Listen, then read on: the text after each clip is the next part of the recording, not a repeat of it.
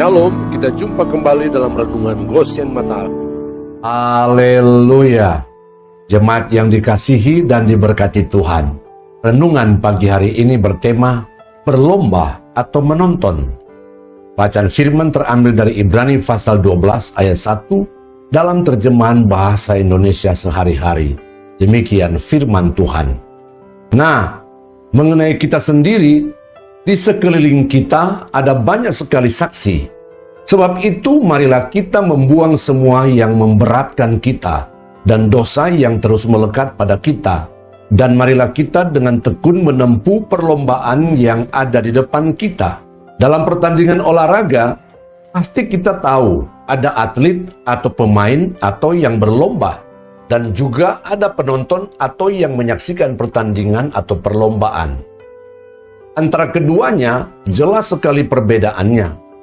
Kalau pemain atau yang ikut dalam perlombaan, pasti tujuannya datang di pertandingan atau di perlombaan hanya satu, yaitu berlomba dan menang.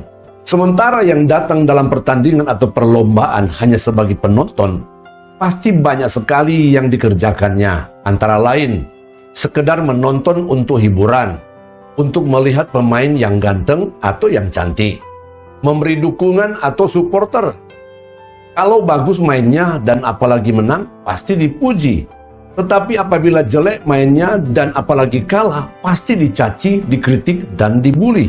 Setiap anak Allah dipanggil untuk masuk dalam gelanggang pertandingan dan ikut dalam pertandingan iman.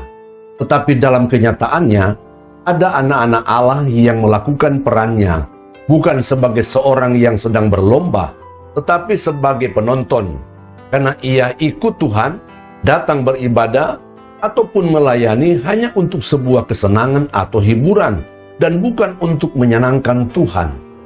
Menjadi orang Kristen penonton akan lebih cenderung mencari-cari dan melihat-lihat kesalahan orang lain.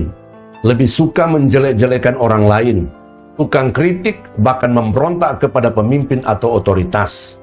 Orang Kristen penonton sangatlah rentan dengan kecewa, terluka, rasa tidak puas, dan sebagainya. Rohani dan imannya sangatlah rapuh, sehingga mudah meninggalkan Tuhan. Saudara-saudaraku yang terkasih di dalam Yesus, jadilah orang Kristen atau anak-anak Allah yang ikut berlomba dalam pertandingan iman, sehingga kita akan benar-benar fokus untuk mempersiapkan diri kita sendiri dalam iman yang kuat dan kokoh, dan tidak mudah tergoncangkan oleh keadaan apapun sampai Tuhan datang menjemput. 1 Korintus pasal 9 ayat 27 dalam terjemahan bahasa Indonesia sehari-hari, saya membiarkan badan saya digembleng dengan keras sampai saya dapat menguasainya.